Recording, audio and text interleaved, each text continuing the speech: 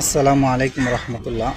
বন্ধুরা, আপনারা সবাই জানেন গতকাল শাহজালাল আন্তর্জাতিক বিমানবন্দরে ভয়াবহ এক মর্মান্তিক অগ্নি দুর্ঘটনা ঘটছে, যা স্মরণকালের ইতিহাসকে ছাপিয়ে গেছে এবং বিলিয়ন বিলিয়ন টাকার এখানে সম্পত্তি ক্ষয়ক্ষতি হয়েছে।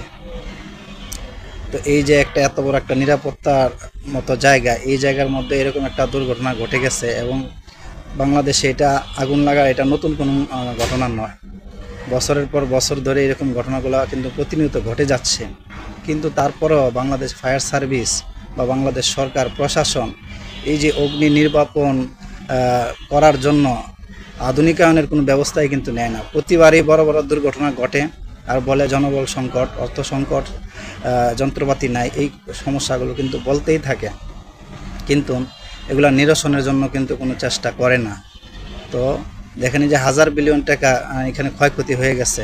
হ্যাঁ, পেপারে দেখলাম যে একটা দেশের কোনো দেশের জিডিপির সমান। তো কত পরিমাণ ক্ষতি হয়েছে। তো এত পরিমাণ ক্ষতি হওয়ার পরেও এই যে এছাড়া বাংলাদেশে প্রতি বছরই কিন্তু হচ্ছে, বিভিন্ন জায়গায় হচ্ছে, কয়েকদিন আগে ইপিজিডে হলো, আরও কয়েকটা জায়গায় হইলো।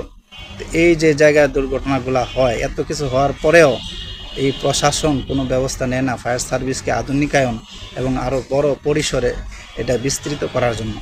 কোটি কোটি টাকা, হাজার কোটি টাকা বিভিন্ন জায়গায় কিন্তু বাজেট হয়, কিন্তু এই ফায়ার সার্ভিসের জন্য কিন্তু কোনো বাজেট কিন্তু হয় না।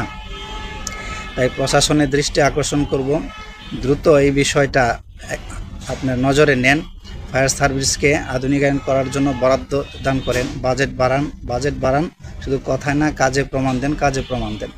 বন্ধুরা, আপনাদের কার কী অভিমত ইনশাআল্লাহ মন্তব্য করে জানায়েন যে কীভাবে কী করলে এই বাহিনীটাকে আরও আধুনিকায়ন করা যাবে এবং বাংলাদেশের মানুষ এই অগ্নি যন্ত্রণা থেকে রেহাই পাবে।